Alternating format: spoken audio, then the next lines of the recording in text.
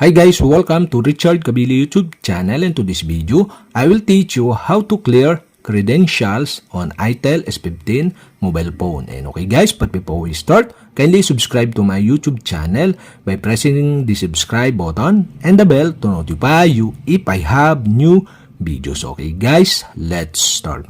So okay guys, here in your itel S15 mobile phone, you'll have to do is go to settings. Here in settings, go to security and location. Okay, tap this.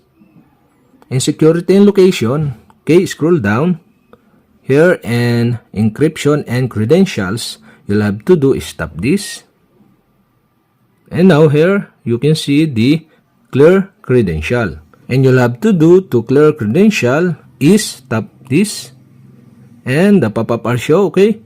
Attention, remove all the content. So tap OK to clear the credential on your itel S15 mobile phone. And okay guys, that's it. And if you have a question, kindly comment below. And don't forget to hit the subscribe button and the bell to notify you if I have new videos. Okay guys, thank you for watching.